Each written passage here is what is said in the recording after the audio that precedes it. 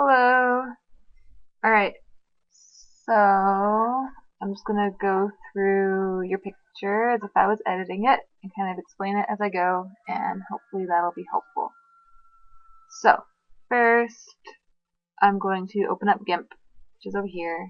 So, double click, wait for it to load. Okay,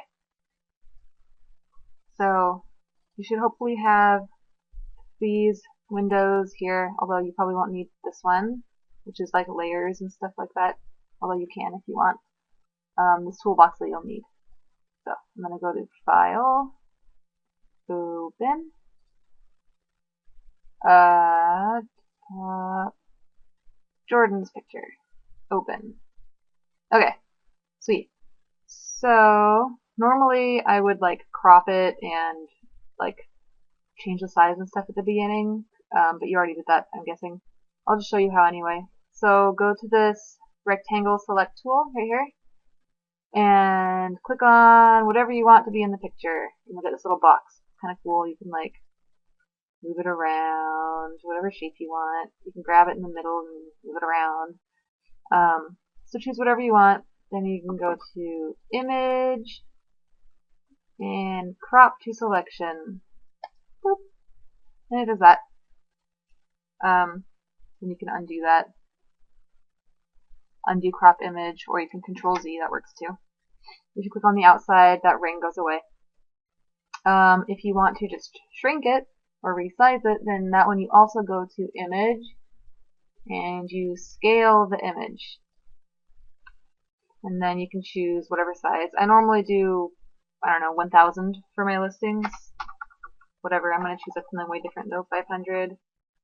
If the link symbol is on, then this will automatically change to like keep it so it doesn't get all weird and distorted. Like this. But if you take the link off and I change the height width to 500, the height will stay the same and it'll look funny.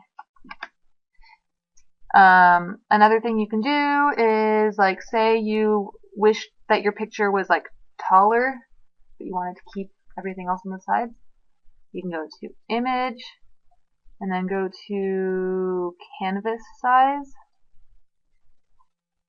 and if you leave them linked and say, I don't know, you just want to make it bigger, so let's do 1500, this will also increase by that. And you can look down here and see that the box is going to fit in there, so I'm going to like center it, push resize, and bam!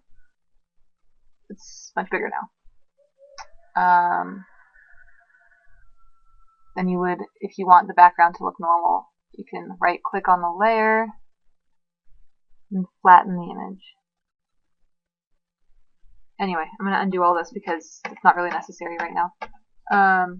Go away. Okay. So, the first thing that you're probably going to want to do with this is get rid of the hallway. So, there's a clone tool on here. It's this little thing, clone tool. Selectively copy from an image using a brush. So click on that. You see that tiny little circle? That's like the amount of area that it'll copy. So you can make it bigger if you want with this scale thing. So now it's like really big. If you don't want it to have harsh edges, then you can choose like a fuzzy tool. I kind of like that.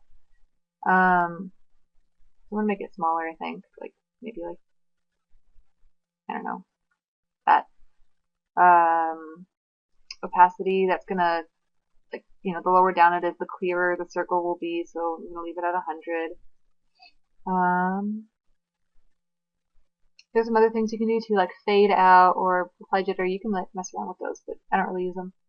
So the way you use this is you go over whatever you want to copy, put it somewhere, hold Control, and then left click, just normal click on what you want to copy.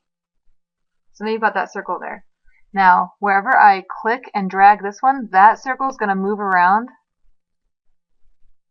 and put whatever it's on over here. So like if I move it down really far, it's going to start copying your cutting, your paper cutting. thing. So I'm really good at talking right now. Anyway, so that's why you'd want to put it somewhere with a lot of that blank space. So I'm basically just going to start, oops, getting rid of stuff. This will take a little bit, but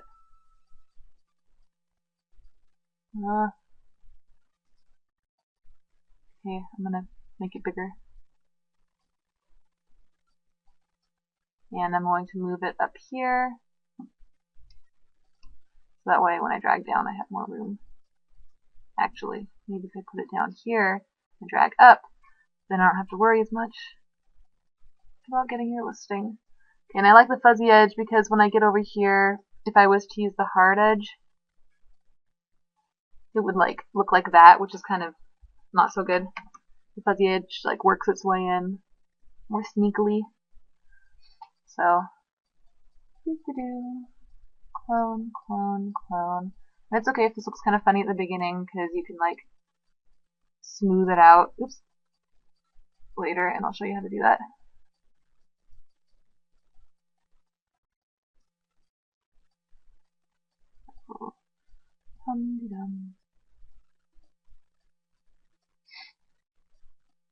Maybe I'll skip over this part later when I'm editing the video. Probably not, because I'm lazy. Okay, I'm going to zoom in on it. You can zoom in by holding Control and then pushing forward on the little scrolly thing on your mouse, or you can click on the magnifying glass and work through it that way. Okay, so now that I'm getting to parts where I don't want to like mess up other things, I'm going to zoom in, make this a little smaller, so that way it'll be more precise. So I'm doing that now. Don't want to mess up your arm.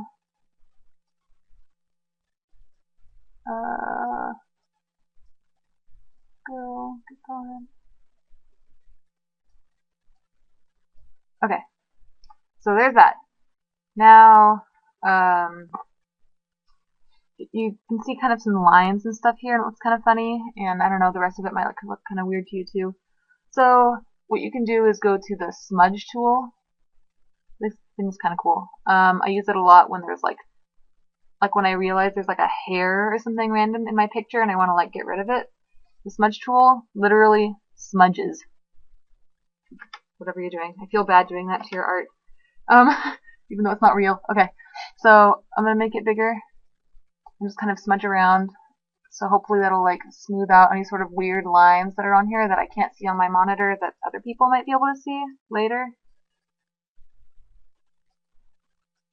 I'm gonna go in here and do it there too because that's like, I don't know, I can see it and it's bothering me. So smudge, smudge, smudge, smudge.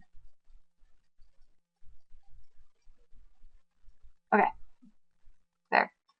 That's good enough. Oops, for now.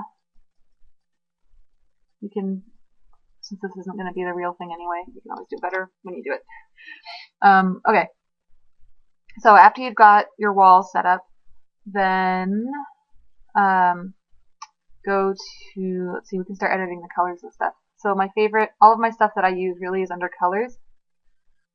There are two things that you should, like that every picture can use. So if you go to levels, that's what I do first. Click on levels. And it'll show like the histogram for your picture. And the goal is to have it be like as even all the way across as possible. So if you click on this little white triangle and move it around, it's going to make the whites whiter.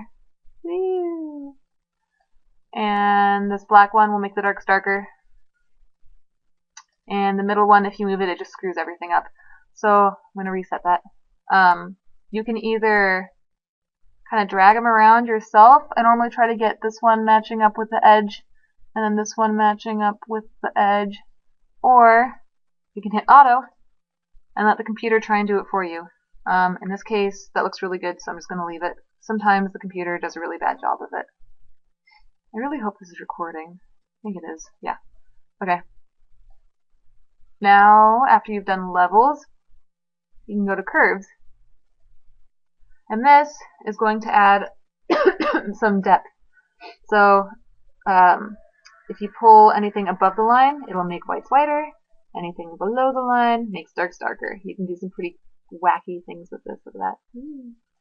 So, what you want to do to your pictures is make it have sort of an S curve. So I'll pull this line up a little bit and this line down a little bit, and it makes your picture pop a little bit. So that's what it looks like now. That's what it looked like before. So it kind of looks kind of flat like this, but then if you do this, it looks all fancy. So, I mean, you can mess around with that. If you want to like make it super dramatic, you can, but I normally just kind of go like this. It's fine. Okay, I might go a little bit more. Okay. Now, you can go to, so you've just done levels, and then curves, and now we're doing brightness and contrast. With that, that's exactly what it sounds like. You can increase the brightness, you can increase the contrast. I normally go with like a 20-10 when I do mine. Sorry. I mean, you could do more if you want. I'm going to do 20-10 on this one. So now you have that, which is good.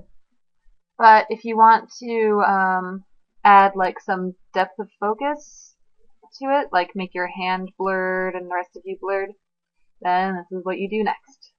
So at the beginning you use this like rectangle select tool. You could try and do that just around this. That would probably work, but like since it's kind of like crooked a little bit, I'm not going to do that. I'm going to click on the free select tool, and I'm going to zoom in so I can see what I'm doing better. And click in the top corner, click in the bottom corner, top corner, and then click in the final circle to close it off. So now what you've done is you've selected your picture, but I don't want to blur the picture. I want to blur everything around the picture. So, because right now, whatever I do, like if I hit delete, your picture disappears. That's not what we want. We want to be affecting the outside of it.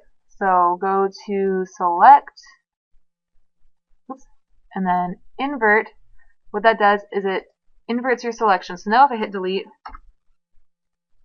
we're actually affecting everything outside of that thing. So like if I were to take a paintbrush and just go like crazy on here, it'll affect everything except for your picture, which is awesome. So you can do whatever you want now. If you want to like make your hand black and white, you can go to colors, hue and saturation, and take out all the saturation.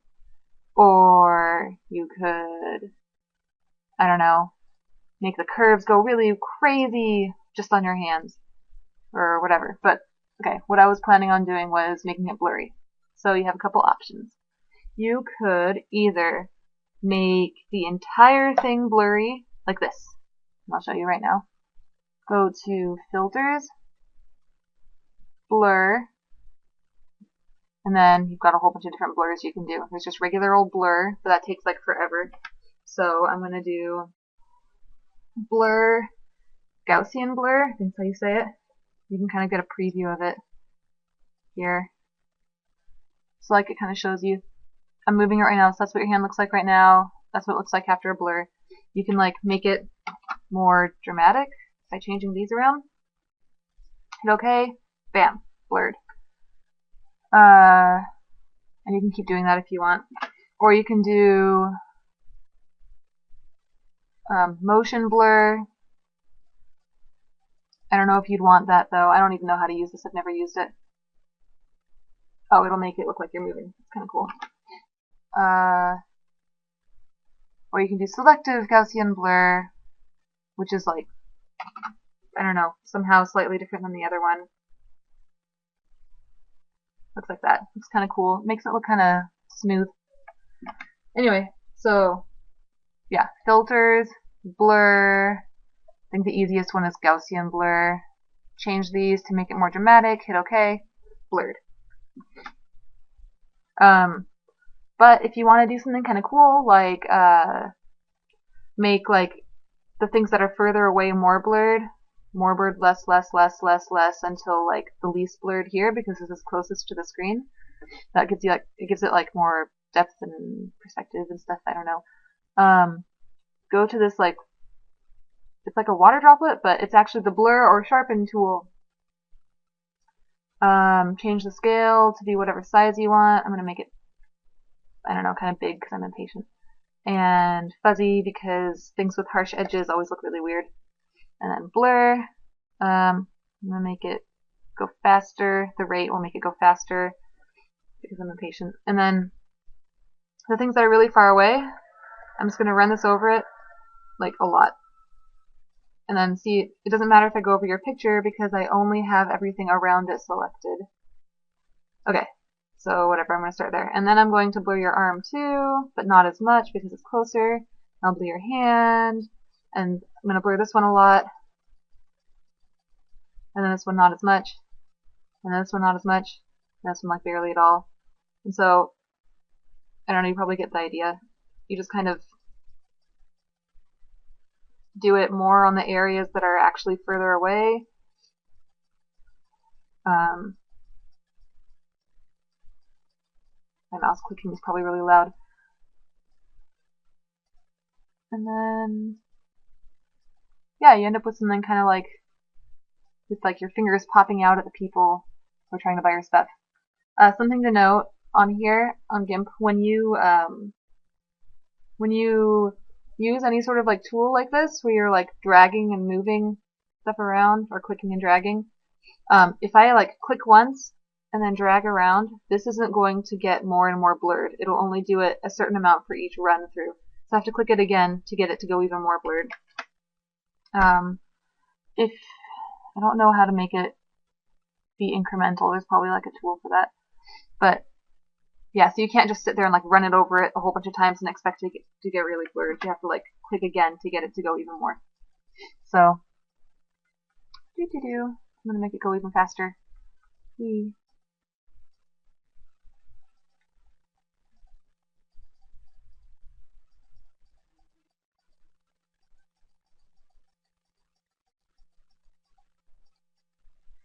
Alright, and so whenever you're done blurring,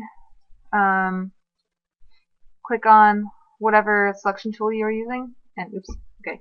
If you like get stuck in this, you can hit escape, that'll get rid of it. I go to this one, and click on the outside, and it gets rid of all the borders, and that's it. Yeah, so if you decide you want to like add more contrast to make the backgrounds more white, you can do that. Or like for my pictures, if I want to make the background look entirely white, I use the dodge tool. Sorry, this is going to have like a lot of random stuff. But, okay, so the dodge tool, that's this. Dodge and burn. Dodge makes things lighter, burn makes things darker. So I'm going to make it bigger, and if I wanted to only target these like weird darker areas that are actually highlights, then I'll click on highlights. And I'll start going like this, and it makes them lighter, but it won't actually make you lighter, which is pretty cool, because it's a smart tool. And I go like this. Whee.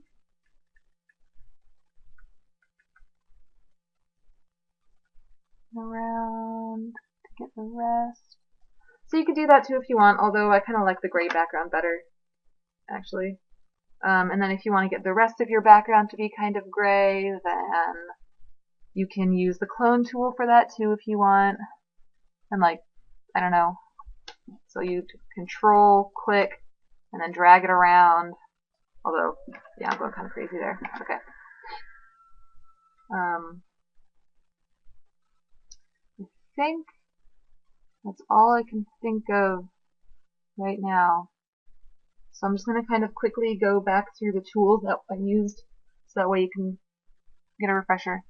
So I went to image.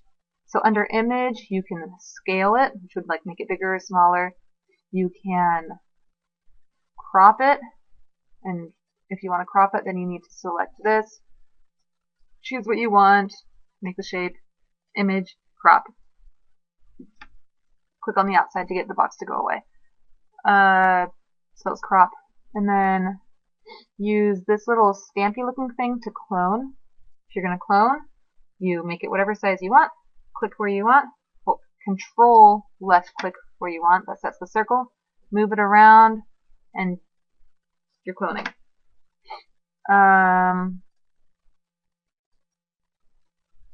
was clone. Okay, and then under colors, you've got levels where you can either auto it or you can move it around yourself. Cancel. And then you go to curves where you can make whites whiter and darks darker. I actually kind of want to make the darks of your picture darker because it makes your cutout look cooler. Yeah. And then brightness and contrast. You kind of want to do, I don't know, you can do them equally. I normally do brightness a little bit more than contrast, whatever you do. You can use hue and saturation to make it black and white if you want. So it's like on master, that'll get rid of all the color. Or if you want to just get rid of all the red, that's kind of funny, you'd have to get rid of the yellow too to make that look normal.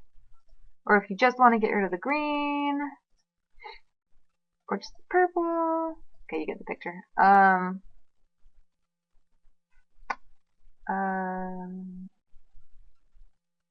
Oh yeah, and then if you are trying to only select this, then you'll use the lasso.